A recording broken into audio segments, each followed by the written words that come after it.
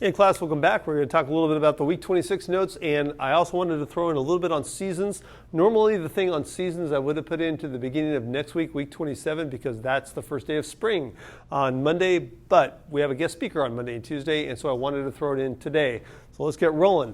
On CNN 10, they had Dr. Sanjay Gupta. Please check out today's CNN 10, share it with your family. It's a really good one. They did a really quick special on antibodies. That's the importance of getting the vaccine. You're presenting to your body the pathogen, a little piece of the pathogen. Your body makes antibodies that go after those antigens that are the protein markers, and that is one of the reasons that the COVID-19 vaccine, which is 94% effective in the case of the Pfizer vaccine, I believe it's 93 in the case of Moderna, that's really good for a vaccine. He also talks about how some viruses, for some reason, you don't have lifetime immunity against some. We still don't know the reason why, but a lot of them, like smallpox, chickenpox, you do get lifetime immunity. So that's a really good story to check out there. Then they did a quick thing on La Nina. Outside my room right here, I'm pointed to the door. It's raining outside right now. We were kind of lucky to get even a third of our normal rain this season so far. Basically, we have a La Nina year. If you've been out there surfing, kayaking, boogie boarding, anything like that, you know the water's a little bit colder than it usually is. It's a La Nina year. A lot of times, and they do a good job in the video there showing the jet stream go up and over California. A lot of our storms go to the north when we have cooler waters like we do off the coast right now. When we have warmer than usual waters, that's called an El Nino. Usually, not all the time, but it's a statistics thing. Usually in those years, we have wetter years, more snowpack. This year, we've had about a third of our normal snowpack, about a third of the rain we usually get around here, which I got to say is probably lucky considering that we were lucky to get any storms at all with a pattern that was developing. On seasons, one of the things I mentioned in one or two of the classes, if you ever saw that Tom Hanks movie, Castaway, where he's tracking the seasons. He's supposed to be kind of near the equator in that movie, on stuck on an island. When you look at the sun rising higher in the sky a little bit for the same time each day lately, shadows getting shorter. Of course, we're entering spring. We're entering the equinox, which is the 21st, I believe. And on the equinox, that's when you have roughly equal amounts of daytime and nighttime. The video that they showed 40 degrees north latitude. We, by the way, here, we're about 38 degrees north latitude, and you really notice the difference, the change in daytime versus nighttime. And remember, the seasons are opposite in the opposite hemispheres. So that was a quick reminder of something that we've had before. To answer your notes, do you think other planets have seasons? Why or why not? In other words, what causes seasons here on Earth? And based on that knowledge, hey, what do you think about other planets in our solar system? Moving on, we did a little bit on nerve impulses. Remember, we've been covering the 11 body systems. On nerve impulses, we did a couple things. Let me go through a few of the videos and the little demonstrations that we had. One of the demonstrations that we had was how fast does a nerve impulse travel? And an example I gave was if you have a dollar bill. Now, I did not have a dollar bill handy. I was looking around my desk right here for what I did use in class. I used this piece of paper, but a dollar bill or a $20 bill or a $5, any denomination will do. And I saw this demonstration first way back, way back when I was an undergraduate at Sacramento State University in 1989. Last week of the school, they have different companies and different people come by the campus and, hey, do you want to work for us? That type of thing. They do recruiting. One of the groups that came by was the California Highway Patrol. Two friends of mine, Jeff and Brian, they ended up working for the Highway Patrol. They still do, as a matter of fact. They were criminal justice majors up there at Sac State. And the gentleman that was there recruiting for the Highway Patrol had this as a demonstration. One, it was kind of to get people's attention. And two, it was a really cool demonstration in terms of the nervous system. Really, especially important, even more so now, because he was talking about reaction time, the importance of really being alert on the roads. And he did this. He had a dollar bill. Actually, he had a $20 bill, I remember that day. Nobody won the $20 bill off of him. And the challenge was this. Everyone had one shot to do it. You hold your fingers about an inch apart. He would hold the $20 bill. Not a $20 bill, obviously, but he had one. And the goal is right when he lets go of it, he'll make a big show of opening his hand, letting go of the $20 bill. Your job, your finger is about an inch apart. You have to try and catch it. The thing is, you can't follow it down and try and catch it. You can't try and time it ahead of time. If you grabbed it early, hey, you lost. Every single time, the $20 bill would fall right through the fingers. Why? has to do with reaction time and how fast a nerve impulse travels. You have to see that $20 bill fall. You have to see it with your eyes, goes to your brain, gets processed, goes down your spinal cord. That message goes down your spinal cord, out to the extremities, and then tells your fingers to close. Not one time did I see a person grab that $20 bill. That goes back to the Monday and Tuesday when we talked a little bit about, I'm going to put on my glasses so I can see it. This is a vertebrae. We have 33 of these bones that protect our spinal cord. Remember, our spinal cord carries the nerve impulses in the central nervous system from the brain down the back and then out to the extremities where you're, say, moving an arm, moving your legs. The critical importance of protecting these vertebrae can't be overstated. I used a twig. This one's been broken down a few times because I think I did over 5 classes. But the spinal cord that is protected by that vertebrae, if it gets damaged or snapped at any point, the signal sent from the brain to those extremities can't pass that point anymore. That's when you get paralysis, not being able, for example, to move your legs.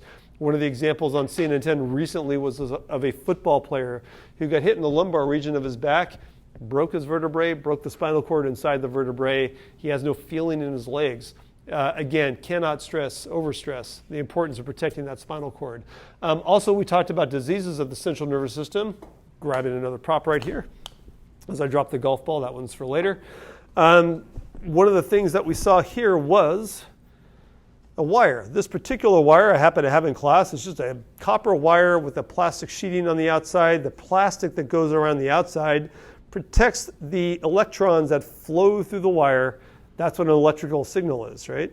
Very similar to the way axons transmit a signal in our body, although it's slightly different. We've known for a long time that our body has something to do, our muscles move basically something to do with electricity. It's not quite moving electrons. I'll show that on another screen here in just a second, but the analogy is pretty good. You've got a plastic covering, in this case, for our bodies is this myelin sheath. Myelin's like a fatty substance that insulates or protects and helps speed up the movement of the nerve impulses through that wire, the wire really being the nerve cell. Diseases like multiple sclerosis or amyotrophic lateral sclerosis, ALS, those are probably, we think, autoimmune diseases where the immune system attacks itself for some reason. Those diseases break down this myelin sheath, and again, somebody with MS or ALS might start losing control or getting things like pins and needles or numbness in extremities because the signal is being sent from the brain, but it's not reaching, say, the hand or the leg that they want to move. So that was one of the things that we talked about in class in terms of the importance of the muscle fiber or the nerve fibers and also the myelin that protects the axons. Moving on, we went to, let me change the screens here for just a second. How long we've known about spines on this planet? Well, about 500 million years ago in the fossil record. Remember, we studied the types of rocks, sedimentary, metamorphic, igneous, because sedimentary rock are the ones where we find fossils, and the fossil record shows that the first simple spinal cords, notochords, developed roughly 500 million years ago during the Cambrian explosion. Hopefully we remember the Cambrian explosion was when life really started taking off in terms of diversity. Most of the species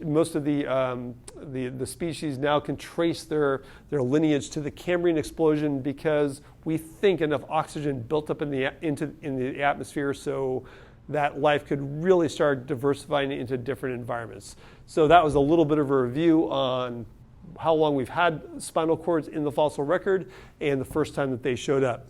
The homework that I asked you to do in your notebook is the textbook questions 1, 2, 3, and 4 from page 394. Also, if you look at page 394 in your textbook, you'll see they also have on the right side, there's a little box where they do that experiment that we would do in here in class, which is dropping a ruler. And you have a partner, you drop a ruler, and you keep seeing how far it falls before the person sees it, acknowledges that it's falling, and catches it.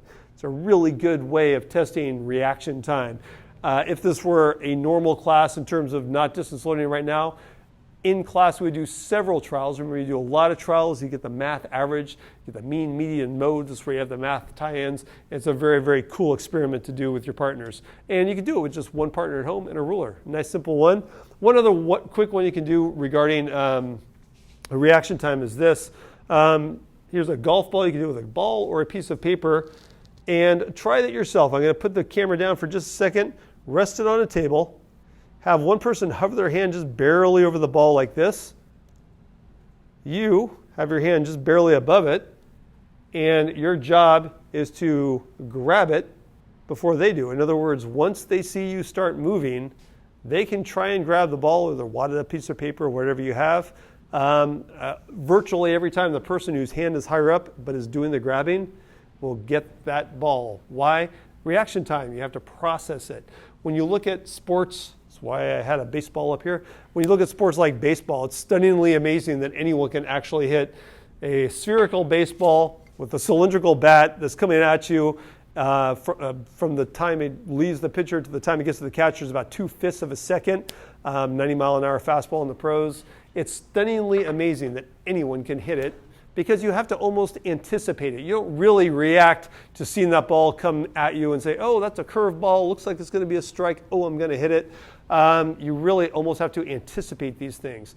A couple of quick little sidebars we went on in a few classes regarding the thing. This is just to remind me of what to talk about. One was a book called The Talent Code. It was talking about practicing with purpose. And the idea in that book, again, it was more theoretical at the time the book was written, but the idea is that as you practice something, you get better at transmitting the messages. In other words, you are improving the speed with which your nervous system transmits the messages for whatever it is that you're practicing. Say it's playing the piano, you get quicker, you get what they call muscle memory is really neuron memory. You're really making better connections between those axons and dendrites, and really the myelin sheath is helping transmit those messages a little bit better.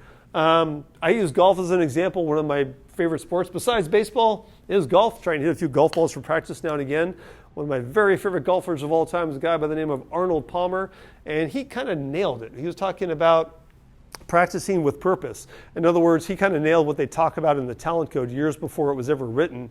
And it was this simple idea. This is true of homework. This is true of practicing sports. It's true of practicing music. If you play guitar, piano, whatever it happens to be, and it's this. There was lots of people, used to golf, for example, a lot with friends at Chevron Corporation, and people go out and practice like crazy by hitting a bucket of golf balls. A bucket of golf ball can contain 100, 150 golf balls. And say, gosh, I hit 300 golf balls this week, but I didn't seem to be much better. Well, Arnold Palmer was saying in one of his old books, I don't want to see the guy who's hitting 300 golf balls a week. I want to see the guy who hits 5 golf balls a week, but really thinks about it. The point is, whatever it is you're practicing, if you practice with purpose, if you really think about what you're doing, whether it's hitting that baseball, whether it's learning to play those keys on the piano, whether it's working on guitar, whatever it is you want to practice, if you practice with purpose, you're building better connections. Chances are you're increasing the speed of transmission.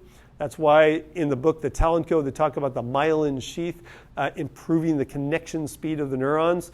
And it's a really cool idea that there are different ways to practice anything. And if you practice by really thinking about what you're doing, that is much, much better than doing a whole lot of practice that isn't really thoughtful practice. So that's where we're going to leave it here. Quick reminder, you've got your week 26 test out there. It's live right now. You can take it actually anytime up through Saturday at noon. The due date says Friday, but the way the program works, you can actually take it anytime up through Saturday at noon. And the week 26 key terms are out there as well. Remember those 4 questions, just answer them in your interactive student notebooks. The 4 questions from page 394 in the book also have on them a cool experiment you can do at home where you're dropping a ruler and seeing how far it goes before you can catch it. That's one of those experiments we would do here in class. We're a normal year, but you can just do it with somebody at home if you have a meter stick or a ruler and a partner. All right, that's where I'm going to leave it. Have yourself a great day. Have a great week 26, and I'll see you online. Bye-bye.